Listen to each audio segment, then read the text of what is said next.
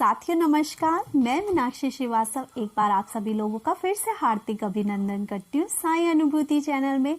और आप सभी लोगों का बहुत बहुत धन्यवाद इस चैनल को लाइक करने के लिए, शेयर करने के लिए और सब्सक्राइब करने के लिए। साथियों, अनुभवों की श्रृंखला में आज मैं आपके साथ जो अनुभव शेयर करने जा रही हूँ वो अनुभव मेरी मम्मी का है, जो कि मेरी मम्मी ने मुझे बताया। और ये उस समय का है जब हमारा घर बनने वाला था। साथियों, मैंने अपनी सेकंड वीडियो में, जब मैंने ये चैनल स्टार्ट किया था, तो मैंने जो अपनी सेकंड वीडियो डाली थी उसमें मैंने आप सभी लोगों को ये बताया था कि हमारा घर बाबा की कृपा से कैसे बना। दोस्तों, तो मैं आज आपको ये बताने जा रही हूँ कि मेरी मम्मी को उस वक्त जो एक और अनुभव हुआ था वो क्या हुआ था। मेरी मम्मी बताती है कि जब हमारा घर बनने वाला था तो पूरा टूट के बनना था और हुआ ये कि हम लोगों को शिफ्ट दूसरी जगह होना था, तो हमें किराए पे कोई घर नहीं मिल रहा था। और जो घर मिल भी रहे थे वो हमारे घर से बहुत दूर मिल रहे थे, यानी आने जाने का जो टाइम था वो आधा घंटा या पौन घंटे का था। क्योंकि घर के आसपास रूम नहीं मिल रहा था तो मम्मी बहुत परेशान हो रही थी कि कैसे, क्योंकि अब घर बनना है तो रोज आना भी पड़ेगा देखने के लिए कि क्या काम हो रहा है, क्या काम नहीं हो रहा है। तो मम्मी को बहुत ये लग रहा था कि अगर घर ज़्यादा दूर मिला किराए का तो बहुत परेशानी होगी, मैं कैसे अप एंड डाउन कर पाऊंगी। तो मम्मी हमारे घर बनने की, जैसे वो होते हैं ठेकेदार होता है, मजदूर होता है, उनको टाइमिंग, उनको डे बोल दिया गया था कि इस दिन आना है। तो आप, मेरी मम्मी ये बताती है हमें कि उस टाइम पे मैं बहुत परेशान हो गई, क्योंकि दूसरे दिन से हमारे घर बनना स्टार्ट होना था और हमारे पास कोई अभी तक किराए के घर का इंतज़ाम नहीं हुआ था। और मेरी मम्मी इस टेंशन में थी कि क्या करूँ मैं, कि मुझे घर नहीं मिल रहा है किराए के लिए और जो मिल रहे हैं वो बहुत दूर मिल रहे हैं। और बाबा, मैं चाहती हूँ कि मेरा को घर यहीं आसपास इसी मोहल्ले में मिल जाए। और मम्मी कहती है उस रात में यही सोचते सोचते, पूरा परेशान होके सोचते सोचते कि बाबा, कि अब मैं क्या करूं, मुझे यहाँ पे घर ही नहीं मिल रहा है, अब सब कुछ आपके हाथ में है, आप मुझे यहाँ ही आसपास कोई घर दिलवा दो बाबा, मेरी परेशानी दूर कर दो।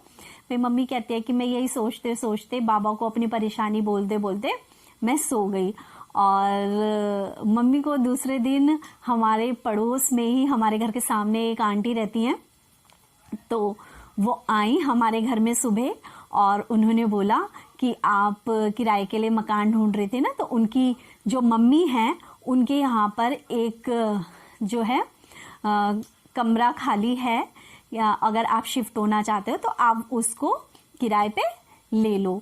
और मम्मी इतना खुश हुई उस दिन, क्योंकि मकान बनने के लिए हमें खाली करना था घर और मिल नहीं रहा था किराए पे घर। और बाबा से मम्मी ने इच्छा व्यक्त करी कि बाबा, घर तो बनवा रहे हो आप, लेकिन अब इस बनवाने के लिए ये भी साथ दे दो कि मेरे बच्चे यहाँ आसपास ही कहीं सेटल हो जाएं, ताकि मैं अप एंड डाउन कर सकूं, देख सकूं, निगरानी कर सकूं कि घर कैसा बन रहा है, कि मजदूर क्या कर रहे हैं, क्या नहीं कर रहे। और बाबा ने मम्मी की वो विश पूरी कर दी और हमें कहीं दूर नहीं जाना पड़ा।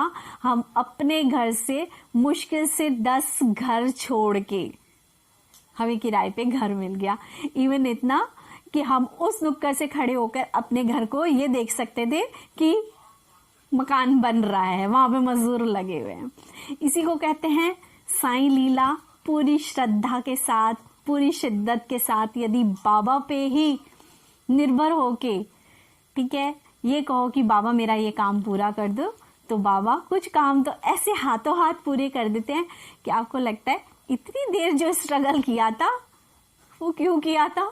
बाबा के आगे हाथ जोड़ के बोल देते और बाबा पूरी कर देते। लेकिन नहीं दोस्तों, बाबा कर्म भी देखते हैं कि आपने किसी चीज को पाने के लिए कौन सा कर्म किया है।